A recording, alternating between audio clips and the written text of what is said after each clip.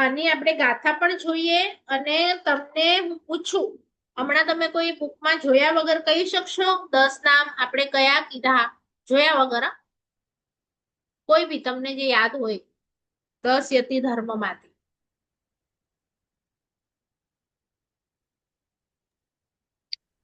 ક્ષમા, હમ માર્દવ, હમ આર્જવ, હમ મુક્તિ, હમ તપ, હમ સંયમ, બરાબર.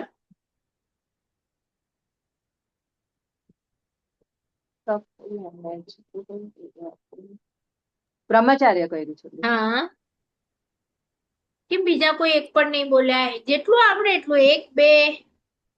ચલો, હમણાં સુધી આપણે સંવરમાં શું શું ભણ્યા? સંવર તત્વમાં હમણાં સુધી આજે આપણે 10 યતિ ધર્મ ભણ્યા ને, એનાથી આગળ સંવર તત્વમાં શું આવ્યું? જોયા વગર તમે આપો જવાબ ત્યારે જોયા વગર. પરિસહ, પરિસહ કર્યા 22 પરિસહ. હા, 5 બીજા કોઈ? સમિતિ 3 સમિતિ, 5 સમિતિ, ગુપ્તિ કેટલી છે ગુપ્તિ? 3. પછી બીજું હજી એક હતું.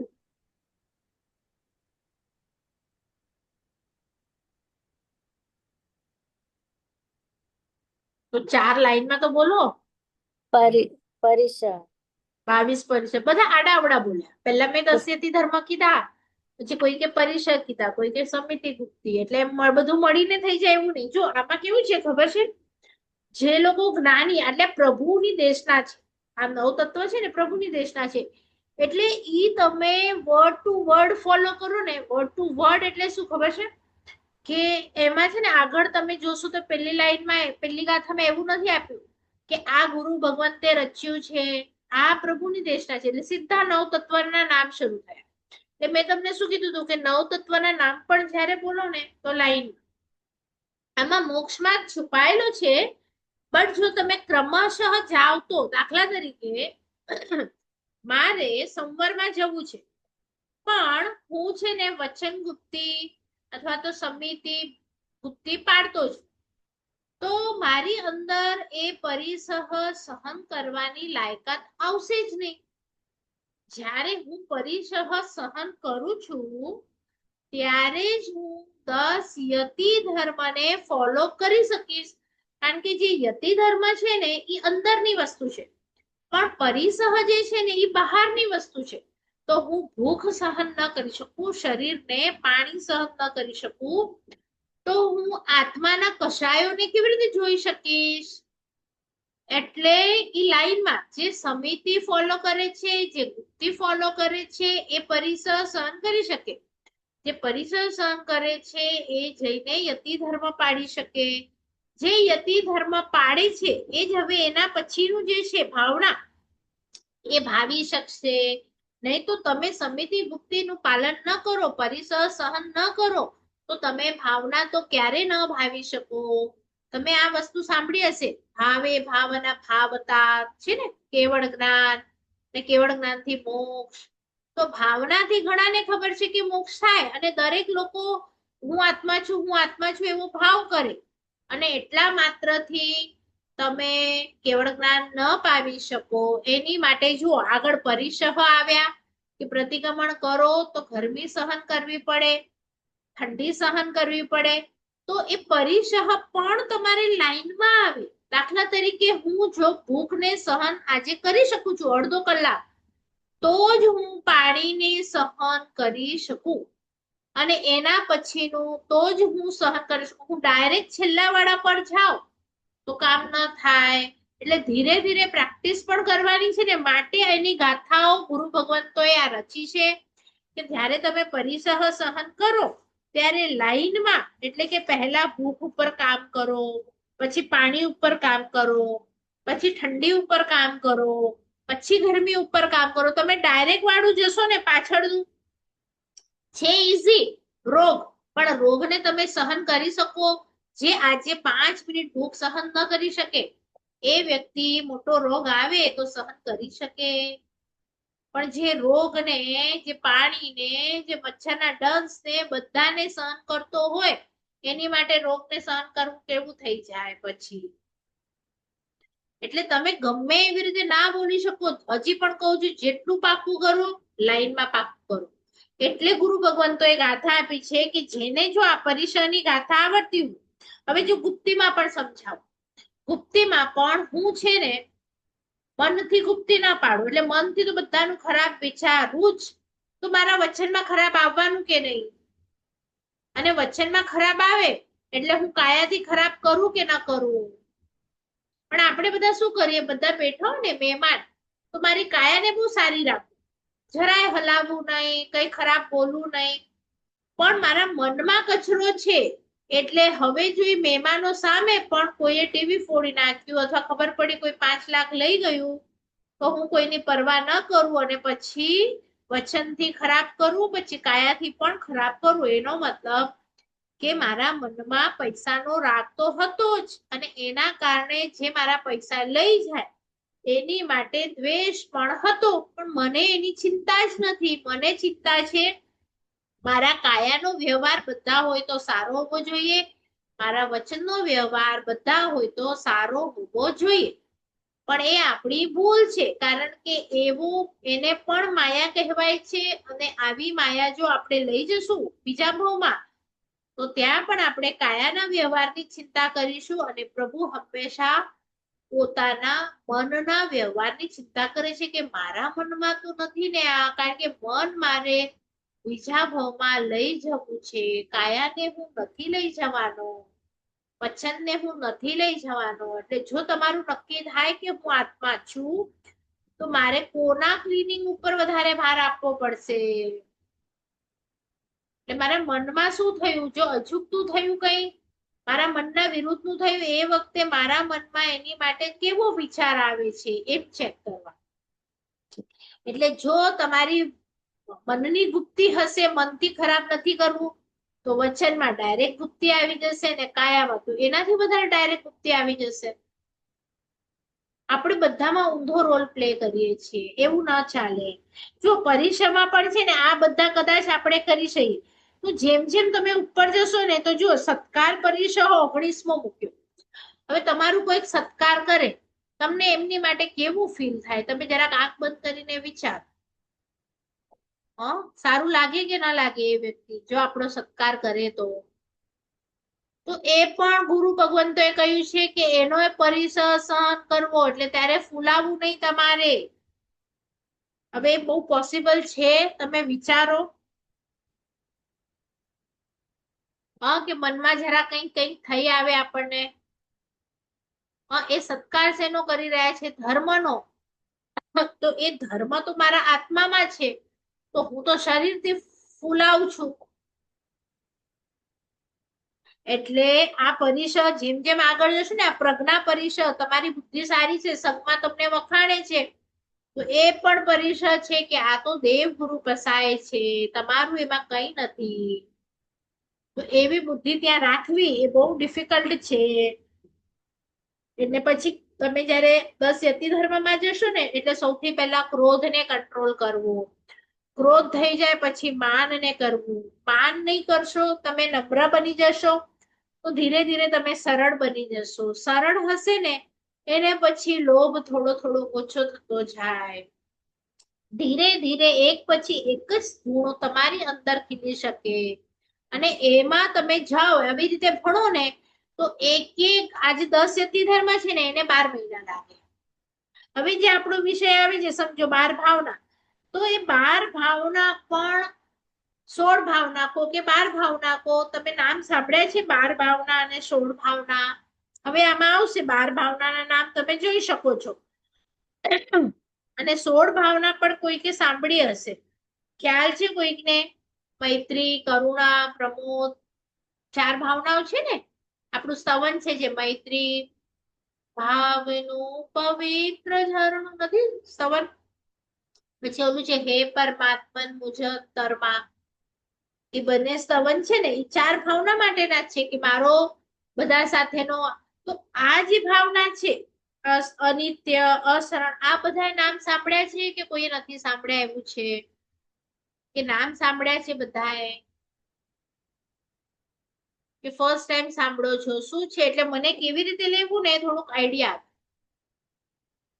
બધા પોતપોતાનું કહો. ફર્સ્ટ ટાઈમ જ સાંભળ્યું છે.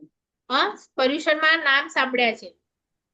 સાંભળ્યા છે બેન. હા, હા, ઓકે, બધાએ સાંભળ્યા છે આ 12 નામ? કારણ કે મારી પાસે કેવું છે ખબર છે, 1 મિનિટમાં પણ એમના નામના અર્થ થઈ જાય અને એક ને એક મહિનો ચાલે ને એટલું પણ છે. કારણ કે આ ભાવનાઓ ખાલી તમારે વાંચવાની નથી, એને જો તમે ભાવો તો રિયલમાં તમારો મોક્ષ થઈ જાય. એટલા માટે હું પૂછું છું કે તમને આના નામ બેઝિકલી સાંભળ્યા છે કે કોઈક એવું છે કે જેને ફર્સ્ટ ટાઈમ હવે નામ સાંભળશે 12 ભાવના નામ?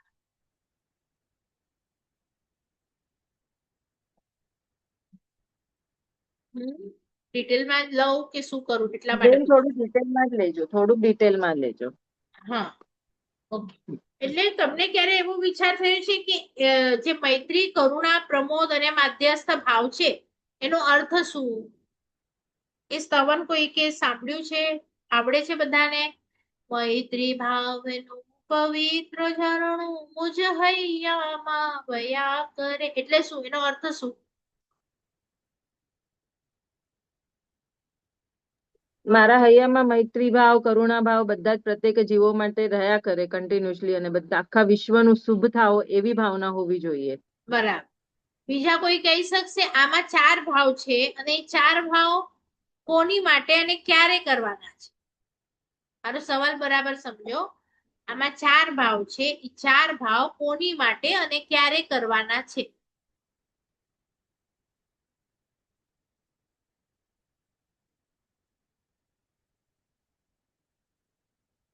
ચલો એ લખી આવજો, નેક્સ્ટ ટાઈમ નું હોમવર્ક છે. અને આપણે હમણાંની ગાથા લઈએ ને 30, 31, આ બધી ગાથાઓ આપણે લઈશું, પણ થોડીક સમજણ આપી દઉં ને પછી લઈશું.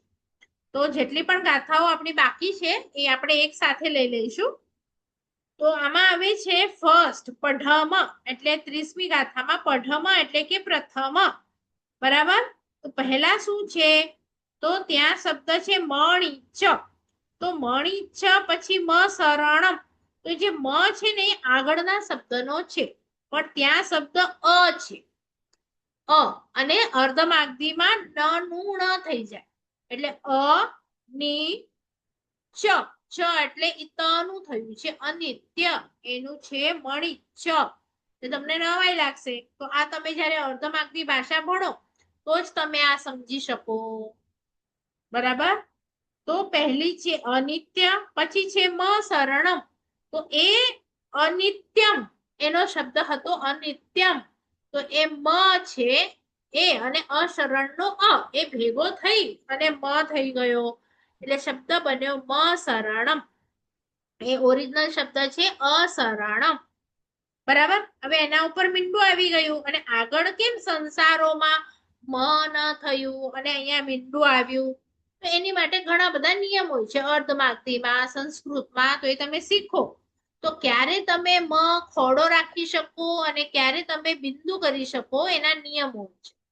તો એ નિયમ મુજબ અહીંયા ઓલો મ નથી, એટલે અહીંયા, કારણ કે અહીંયા સ થી શબ્દ શરૂ થાય છે, અ થી નથી. જો અ થી શબ્દ શરૂ થાય તો શું થાય? ઓલું મ અને અ ભળી અને મ થઈ જાય.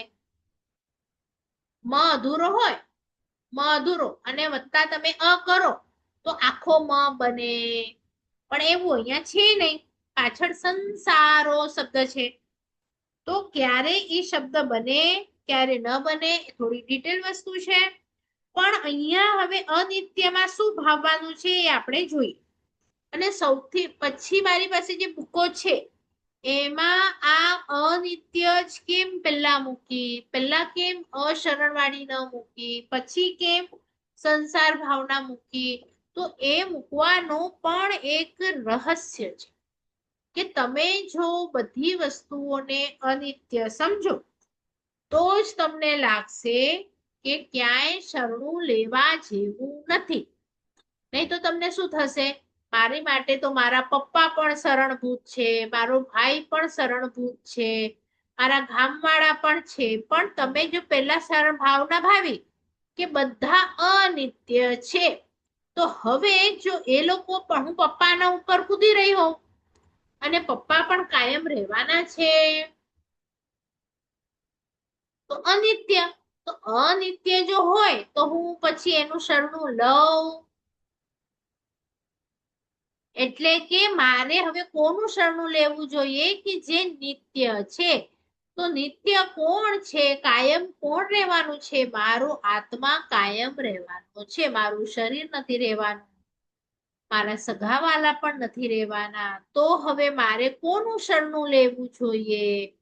એટલે એક લાઈનમાં મેં તમને સમજાવવાની કોશિશ કરી, એનાથી તમે થોડું થોડું સમજ્યા હશો કે પહેલા આપણે અનિત્ય ભાવના જ ભાવવી જોઈએ. એટલે હું તમને બધું પાક્કું કરાવીશ પહેલેથી હમણાં સુધી, પણ તમારે આન્સર સિક્વન્સમાં જ આપવાના. કે ત્યારે કોઈ ભાવના પૂછે તો પહેલા અનિત્ય ભાવના જ આવે, બીજી અશરણ ભાવના જ આવે, ત્રીજી સંસાર ભાવના જ આવે. એમાં ક્યાંય કોઈ ફરક આવે નહીં.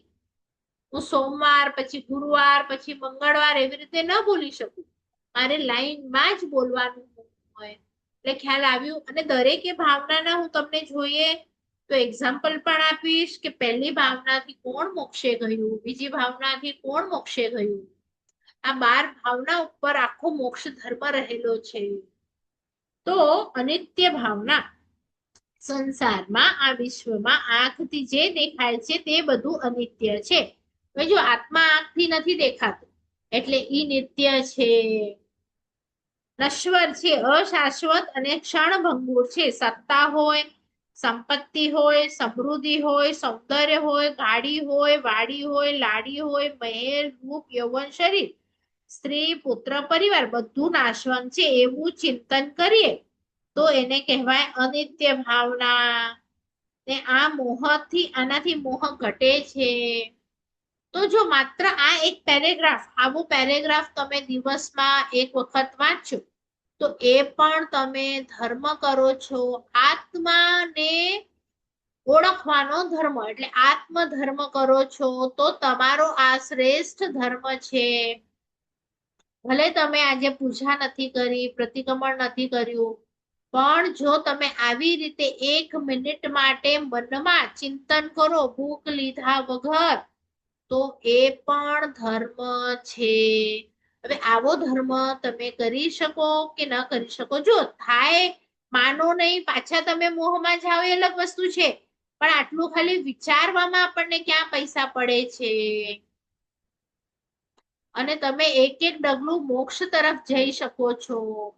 કેટલા પૈસા વગરના મોક્ષની નજીક જઈ શકીએ આપણે કોઈ પણ કાર્ય કર્યા વગર. ગુરુ ભગવંતોએ આપણા પર આવું ખાલી મનન ચિંતન કરવા માટે આપણને કીધું છે. આ મનન ચિંતન તમે બીજા કોઈ ભાવમાં નહીં કરી શકો, આવી ભાવનાઓ નહીં ભાવી શકો. હા, જો અહીંયા ભાવી હોય તો દેવપણામાં, નરકપણામાં આ બધી વસ્તુઓ તમે એને ફરીથી યાદ કરી શકો, પણ અહીંયા ભાવો જ નહીં તો ત્યાં તમને કેવી રીતે આ બધી વસ્તુઓ યાદ આવે? એટલે જેટલું તમે ભાવી શકો નેક્સ્ટ ક્લાસ સુધી તમે આ પેરેગ્રાફ વાંચ્યા કરજો. પછી બીજું છે અશરણ, એટલે કે જન્મ, જરા એટલે બીમારી અને મૃત્યુ. આ સંસારમાં સંકટ સમયે કે મૃત્યુ સમયે કોઈ શરણ આપી શકતું નથી. જો હમણાં બધા આપી શકે, પણ હું એમ કહું કે હું જાઉં છું અને પ્લીઝ મને કોઈક બચાવો મૃત્યુથી, તો કોઈમાં તાકાત છે? તમારો છોકરો મોટા મોટો હાર્ટ સર્જન હોય કે બ્રેન સર્જન હોય તો પણ એ બચાવી શકે, એ તમને શરણું આપી શકે, એ પોતાને બચાવી શકે? ક્વેશ્ચન કરો પેલા. એને પોતાને બચાવવું હોય તો એ બચાવી શકે? એટલે કોઈનું શરણું લેવા જેવું નથી. તમે કેટલા પણ પૈસા આપો કે આલો 1 કરોડ યમરાજા, તો એ યમરાજા લેશે 1 કરોડ ને તમને 1 મિનિટ આપી દેશે? વિચારો.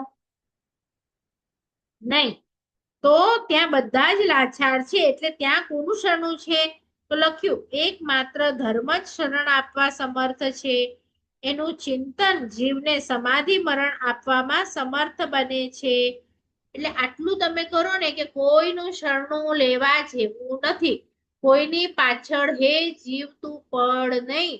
આ કોઈ તને બીમારી વખતે મરણ વખતે હેલ્પ કરી શકશે નહીં. હા, કોઈનાથી નાતો તોડવાનો પ્રભુએ નથી કહ્યું કે ચલો બધાનો નાતો તોડી દો, માતા પિતાને છોડી દો, એવું નથી કહ્યું. પણ આપણા મગજમાં છે કે આ મારા 25 સ્વજનો છે અને એ મને બચાવી લેશે, તો એ વસ્તુનો અહીંયા વિરોધ કરે છે કે તમે એવો રાખતા જ નહીં. કોઈનું શરણું લેવા જેવું નથી, કારણ કે બધા અનિત્ય છે. એટલું જ બોલવાનું છે. એટલે તમને સિક્વન્સ ખબર પડી શું વિચારવાનું છે આ વીકમાં. ચલો પછી થર્ડ છે સંસાર ભાવના. તો સંસાર સ્વાર્થમય છે, પાપમય છે, દુઃખમય છે. સંસારમાં જન્મ પણ દુઃખમય છે, બીમારી હોય, વૃદ્ધાવસ્થા હોય, બધું દુઃખમય છે. મરણ પણ દુઃખવાળું છે.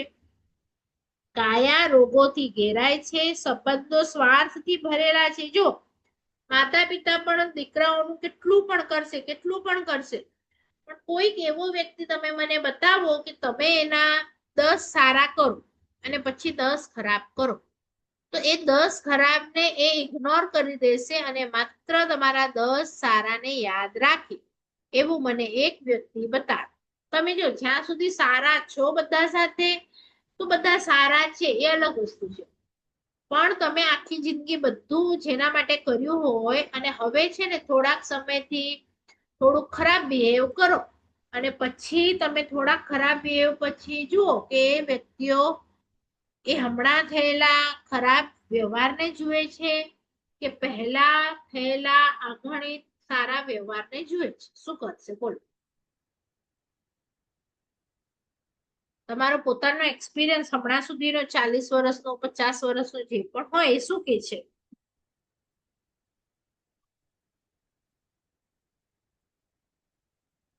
બોલો. બધા કરશે સારો વ્યવહાર? તમારા પોતાના દીકરા હોય કે મા બાપ હોય કે કોઈ પણ બેસ્ટ ફ્રેન્ડ હોય, તમે 10 સારા કરો ને પછી 10 ખરાબ પણ કરો, પછી જુઓ. એટલે આ સંસાર આવો જ છે એવું રોજે ચિંતન કરવું. આપણને હમણાં શું લાગે છે કે ગમે એટલું કોઈ પણ ખરાબ કરે ને બધા મારા જ છે, મારા જ છે એમ કરી કરી અને આંખ આડા કાન કરીએ છીએ. પણ આવું ખાલી ચિંતન કરવાનું છે. વ્યવહારથી બોલવાનું ખરાબ નથી, કાયાથી હું એને તો મારા ઘરે નહીં બોલાવું એવું કઈ નથી કરવાનું. ખાલી આ બધી ભાવનાઓ છે ને એ ભાવવાની છે, મનમાં ચિંતન કરવાનું છે. ખ્યાલ આવ્યું? ચલો, હજી પણ આપણો જીવ મોહરાજાના ચંગુલમાંથી ન નીકળે તો એના પછીની ભાવના બતાડી કે તું એકત્વ ભાવના. જીવ એકલો દુનિયામાં આવે છે, એકલો કર્મ બાંધે છે, એકલો જ કર્મના ફળને ભોગવે છે. સમજો કે મેં બધા 100 જણા માટે પાર્ટી અરેન્જ કરી, તો કોને નથી ગમવાની? એ 100 જણાને ગમવાનું છે કે નથી ગમવાનું? તમે બીચ પર લઈ જાઓ, તમે ફ્લાઇટમાં લઈ જાઓ, તમે સારું ખવડાવો, ગમવાનું છે કે નહીં? ચલો, એ બધાએ તો કીધું જ નહોતું. હવે એ લોકોએ જે પાપ બાંધ્યું એ કર્મ કોને ભોગવવા પડશે? કારણ કે અરેન્જ તો મેં કર્યું હતું. એટલે અહીંયા લખ્યું કે મારે એના ફળ ભોગવવા પડશે. અને પછી તમે કોઈકને કહો કે મારું પાપ થોડુંક લે ને તારા માથે, તો એ લેવા તૈયાર થશે? કે તમારે પોતાએ જ ભોગવવા પડશે. એટલે અહીંયા લખે છે કે આ દુનિયામાં આવીને મારું મારું કરીને ઘણું જ ભેગું કરે છે, પણ કાંઈ જ એનું થતું નથી, કાંઈ જ એની સાથે જતું નથી, બધું અહીંયા જ પડ્યું છે. એક સેકન્ડ.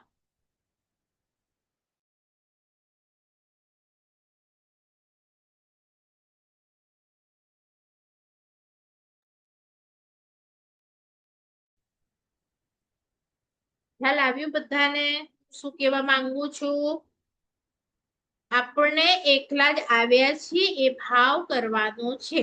અને તોય હજી જો મોહરાજામાંથી આપણે ન નીકળી તો શું ભાવ કરવાનું છે?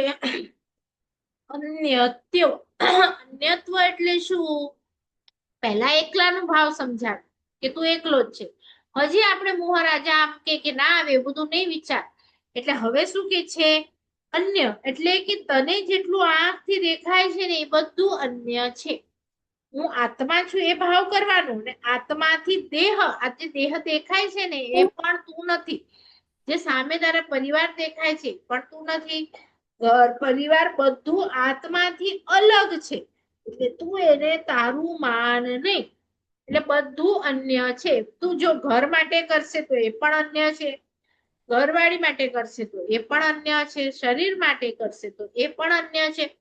એટલે બધું જ અન્ય છે. માત્ર તમે હમણાં આત્મા માટે જો 10 યતિ ધર્મ માટે કોઈક વસ્તુ કરતા હો તો એ તું છે, આત્મા છે એની માટે કર.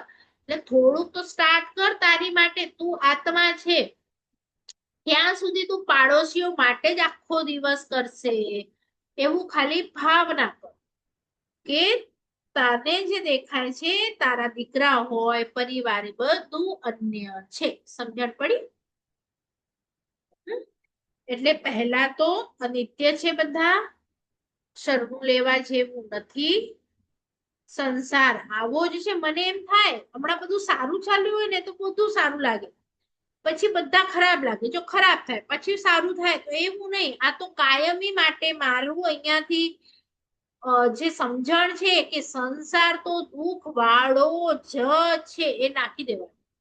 માટે તો મારા પ્રભુએ છોડ્યું. નહીં તો પ્રભુ છોડે જો એમાં જરાક પણ સુખ હોય તો બધા જીવોને સુખ જ જોઈએ છે. કોઈ છોડે સંસાર? અનંત તીર્થંકરોએ છોડ્યા અને અનંત છોડશે તો ના, એમાં દુઃખ જ છે એમ વિચારવાનું. હમણાં મારા પુણ્યનો ઉદય છે માટે બધું સારું છે, પણ હું આવ્યો એકલો છું. એકત્વ ભાવના. અન્ય જે પણ મને આખો દિવસ કરું છું એ કોના માટે કરું છું? શરીર તો અન્ય, ઘર તો અન્ય, છોકરાઓ માટે તો અન્ય.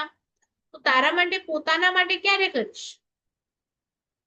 એવી રીતે. અને છેલ્લે હજી પણ જો મોહરાજા આપણને છોડે નહીં હજી પણ, તો એના માટે છઠ્ઠી ભાવના બતાવી, અસુચિ ભાવના. હજી પણ તારો મોહ નથી છૂટતો તો ચલ તને અસુચિમાં બતાડું.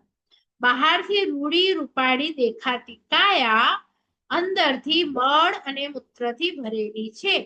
નગરની ગટરની જેમ તે અસુચિથી ભરેલી છે. હાડ, માંસ, રુધિર, મેદ, રસથી બનેલી આ કાયા ચામડીથી મઢેલી સારી દેખાય છે, પરંતુ અંદરથી જોતા ભયાનક વિભત્સ લાગે છે. કાયાના અસુચિનું ચિંતવન તે અસુચિ ભાવના છે. એટલે આવું કન્ટિન્યુઅસ વિચારવાનું. જ્યાં તમને એવું લાગે ને કે મને આ વસ્તુ ગમે છે ત્યાં વિચાર ચાલુ કરો. દાખલા તરીકે મને મારી બોડી ગમે છે તો આ વિચારવાનું એની અંદર આવું છે. પછી જ્યારે મને એમ લાગે કે સામેવાળું ગમે છે તો સામેવાળાની અંદર પણ આ જ વસ્તુઓ છે. આ કાઢી નાખો તો આપણને અંદર દેખાય કે બધું શું છે. અથવા સમજો મને રસગુલ્લો ગમે છે કે મને દાગીના ગમે છે કે કપડું ગમે છે. આ કપડું પણ ઝાડ પર રૂ હતું, એ રૂ કેવી રીતે થયું? એની અંદર ખાતર પડ્યું તો એ ખાતર કેવું હતું? અને હવે પાછળ આ કપડું બળશે ત્યારે એ બળીને રાખ એની કેવી થશે? તમને ખ્યાલ આવે છે કેવી રીતે ચિંતન કરવાનું? એટલે એની આગળની અવસ્થા અને એની પાછળની અવસ્થા એ બંને વિચારો. રસગુલ્લો છે તો આગળ દૂધ, દૂધ કેવું હતું? ગાયની અંદર, ગાયે શું ખાધું? ઘાસ, ઘાસ ક્યારે થયું? ખાતર. અને રસગુલ્લાનું પાછળની અવસ્થા હવે શું થવાની છે કાલે? તો આગળની અવસ્થા અને પાછળની અવસ્થા જ્યારે વિચારીશું ત્યારે એ વસ્તુઓનો મોહ ધીરે ધીરે ઓછો થતો જશે. તો આ ખાલી 6 ભાવનાઓ આજે આપણે કરીએ અને એ 6 ભાવના તમારે કન્ટિન્યુઅસ આ 8 દિવસમાં 1 મિનિટ માટે વાંચવાની રહેશે. લગભગ હાર્ડલી 5 મિનિટ્સની અંદર તમારી 6 વંચાઈ જશે. તો એ 6 વાંચ્યા પછી આજે સુધી તમે જે હતા અને હવે મંગળવારે આપણે મળીશું ત્યાં સુધી કે તમારે એકાદ કોઈ તત્વચિંતન કેવું થયું, કંઈક એવું એકલા બેઠા હતા ને શું વિચાર આવ્યો આ ભાવના કરતા કરતા, કે શું પ્રોગ્રેસ તમારા આત્મામાં થયું? તો એ જો થાય એવો કંઈક વિચાર આવે તો એ નોટ ડાઉન કરજો, અને એ પણ આપણે શેર કરીશું કે નહીં મને હમણાં સુધી આવું લાગતું હતું અને આ વિચાર કર્યા પછી સાચે આ વસ્તુ આવી જ છે, અને આ પ્રભુના મુખથી કહેવાયેલી છે, અને પ્રભુ હંમેશા સત્ય જ કહે. અને આવી ભાવના ભાવતા જો આપણો અંતિમ સમય જ્યારે આવે ને ત્યારે બધા બધું સંભળાવા આવે, પણ આપણી તબિયતની કન્ડિશન કેવી હોય ખબર નથી. પણ હું તો જ્યારે બરોબર હોઉં ને ત્યારે જ આ ધર્મ સમજવા જેવો છે. તો ત્યારે તમે એકલા સૂતા છો અને તમે બીજા કોઈ આવીને વાતો કરે ને આપણું ધ્યાન એમના કપડા પર જાય ને આપણે બીમાર હોઈએ ને જવાની અણી પર હોઈએ અને આ બધું ભણેલા હોઈએ તો આપણને બીજાની જરૂરત ન પડે. આપણે પોતે આ ભાવનાઓ ભાવી શકીએ કે જેવી રીતે એક નાટક પૂરું થાય અને એ નાટક પૂરું થતા ને આ નાટકમાં આ લોકોને આ કેરેક્ટર્સ મળ્યા હતા, આ લોકો મળ્યા હતા, અને બીજો નાટક શરૂ થાય તો એ લોકો કઈ રડે નહીં, એ લોકો બીજા નાટકની તૈયારીમાં લાગી જાય અને એમાં એ લોકોને ત્યાં નવા પાત્રો મળશે. તો મને પણ મારો ભાવ બદલાશે તો નવા પાત્રો મળશે. તો એમાં સાતમાં તો મારો શાશ્વત છે, એને તો કઈ જ નથી થવાનું, અને હું તો બીજા ભાવમાં બીજા લોકો સાથે હોઈશ જ. આ તો ફક્ત દેહ અહીંયા છૂટશે જે મને આ જ ભાવમાં મળે. તો આ દેહ તો અગલા ભાવમાં હતો પણ નહીં. પોતે ચિંતન કરો તો તમારા 5, 25, 50 ભાવ આરામથી ઓછા થઈ જાય. તો આ વસ્તુઓ તમને લાગે છે, પણ જો એકાદ ભાવ પણ ઓછો થાય ને કોઈનો તો મને એમ લાગે કે મેં જે પણ ટાઈમ અહીંયા સ્પેન્ડ કર્યું જે મારા માટે બહુ ડિફિકલ્ટ છે, હમણાં તમે જોયું મને ડિસ્ટર્બન્સ આવે છે વચ્ચે વચ્ચે, તો ઈ તમારું જો કોઈ થતું હોય ને સારું તો મને ઈ વાંધો નથી. એટલે તમે લોકો શીખજો, સમજજો, તમારો કંઈક બેનિફિટ થતું હોય તો વેલ એન્ડ ગુડ. પણ આ વસ્તુઓ માત્ર જેમ તમે કઈ ગ્રેજ્યુએશન થયા કઈ મતલબ નથી, લોયર થયા, ડોક્ટર થયા આ જ ભાવ માટે, પણ આ વસ્તુઓ તમે અનેક ભાવ સુધી તમારી સાથે રાખી શકજો. એટલે એટલી બધી ઘૂંટજો કે કોઈક ઊંઘથી ઉઠાડીને પૂછે ને તો આ તત્વ તમને બાય હાર્ટ, કારણ કે અંતિમ સમય પર બધું મેમરી જશે અથવા એટલું બધું થયું હશે આપણી સાથે તો ના રે. પણ જો ઘટ વસ્તુ હશે ને તમે જોજો કોઈક પાગલ અમુક વસ્તુઓ એને જૂની એટલી યાદ હશે ને કારણ કે ઘૂંટાઈ ગયું હોય, પણ જે નવું નવું હોય ને એ બધું ભૂલાઈ જાય. તો આ બધું તમારા માટે નવું નવું ન રહે એટલું ઘૂંટજો કે તમે કદાચ સગાવાળાને ભૂલી જાઓ, તમારી બોડીને ભૂલી જાઓ, પણ આના નામ અથવા તો આનું જે તત્વ છે એ તમારાથી ન. એટલે હું તો ખાલી 10 મિનિટ કરાવીશ પણ એ તમારે 10 ભાવ સુધી યાદ રહે ને એવું તમારે રાઈટ. એટલે જેટલું તમે વધારે એનું મનન ચિંતન કરશો, 4 વાગે ઉઠી 4:30 વાગે ઉઠી અને બધાના નામ કેમ આ પ્રભુએ આ જ 9 તત્વ બધાને ભણવાના કીધા છે, અને ઘરમાં પણ થાય તો ડિસ્કસ કરવાના, એના નામ એના ભેદો ડિસ્કસ કરવાના. જો કોઈને કંઈક એવું જાતિ સ્મરણ થાય તો એ લોકોનો પણ બેડો પાર થઈ જાય. એટલે ડિસ્કસ કરતી વખતે તમે ક્યાંક મળો અને કોઈક નવા બાજુમાં બેઠા હોય તો 9 તત્વનું ડિસ્કશન કરો ને તો એને પણ કદાચ તમે કર્મ એના પણ તોડી શકો. એટલે આ એટલી સરસ વસ્તુઓ છે. આપણે હજી ડિટેલમાં જશું. જીન આજ્ઞા વિરુદ્ધ કંઈ પણ બોલાયું હોય તો ઈચ્છામિ દુર્ગુણમ સર્વમંગલ માંગલ્યમ સર્વકલ્યાણ કારણમ પ્રધાનામ સર્વધર્માણામ જૈનમ જયતિ શાસનમ.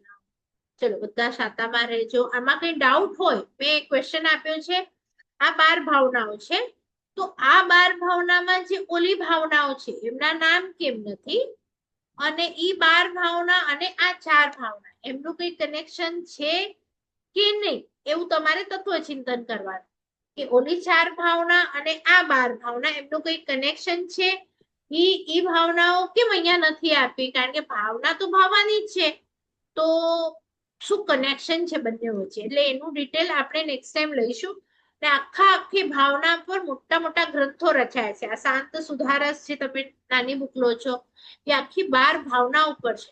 તો કોઈકના ઘરે હોય શાંત સુધારસ, તમારા લાઇબ્રેરીમાં હોય તો જઈને જોજો. આ 12 ભાવના ઉપર એટલા ડિટેલ વિવચનો છે, વ્યાખ્યાનો છે કે બહુ સુંદર છે. ચલો, જેને આજ્ઞા વિરુદ્ધ બોલાયું હોય તો ઈચ્છામિ દુર્ગુણમ સાતામાં રહેજો બધા. એટલે સોમવારે બેન તમે તમે પણ વોટ કરી સત્સંગ નાખજો કરજો. અગર તમારું કંઈક હોય તો મને ખબર પડે ટ્યુઝડે ને રાખવું કે હા બેન ચલો હા બેન પ્રણામ બેન પ્રણામ